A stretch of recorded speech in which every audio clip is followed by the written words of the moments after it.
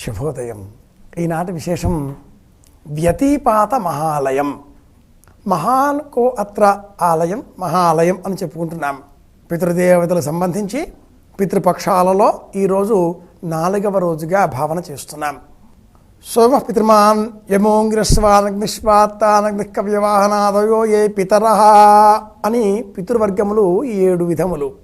సోమ పితృమాన్ యమోంగ్రస్వానగ్నిష్వాత్తానగ్నికవ్యవాహనాదులు 7.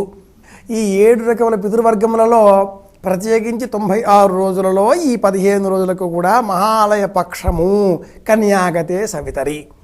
ఇందులో మళ్ళీ ఏ తిథికి ఆ తిథి గమనించిన పితరులు గుర్తు పెట్టుకొని ఆ తిథుల రోజు మనం వారికి పితృపక్షం తర్పణం తద్దినం ఏర్పాటు చేస్తూ ఉంటాం.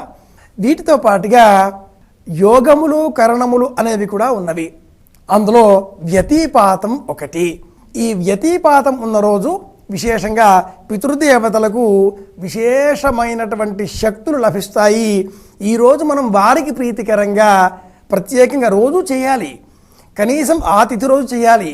వాటితో పాటు ఈరోజు కూడా చేస్తే వారికి మనం ఏది అందజేసినా కూడా సవ్యంగా అందజేయబడుతుంది, వారి కరుణ మనకు వెనువెంటనే లభిస్తుంది అనే ఉద్దేశ్యంతో ధర్మ ప్రవృత్తి, ధర్మసింధువు మొదలుగా గల సంప్రదాయ ధర్మశాస్త్ర గ్రంథాలు ఈ వ్యతిపాతం రోజున ప్రత్యేకించి మహాలయ పక్షాన్ని ఏర్పాటు చేయాలి అని శాసించాయి.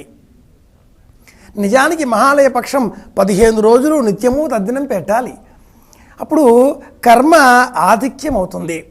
న్యూనాధిక్యాన్య ఛిద్రమస్విది అని కూడా మనం చెబుతూ ఉంటాం. కర్మ అధికంగా కూడా చేయకూడదు. ఒకనాటి కాలంలో చేసేవాళ్ళు శాస్త్రాణం విషయస్తావత్ యావన్ మందర సాగరే. ఇప్పుడు అలాంటి కాలం కాదు కదా. కాబట్టి ఆ శాస్త్రంలోనే కొన్ని మినహాయింపులు వాళ్ళు ఇచ్చారు. రోజు కాని పక్షంలో ఈరోజు వ్యతిపాతం, ఈరోజు చేద్దాం. అలాగే మరణించిన ఆ పితరులలో పెద్దలు, ఇంటికి పెద్దవారు ఎవరైతే ఉంటారో ఆ తిథి నాడు అందరినీ జ్ఞాపకం చేసుకుందాం. గతించిన పితరులందరినీ కూడా జ్ఞాపకం చేసుకోవడమే మహాలయం.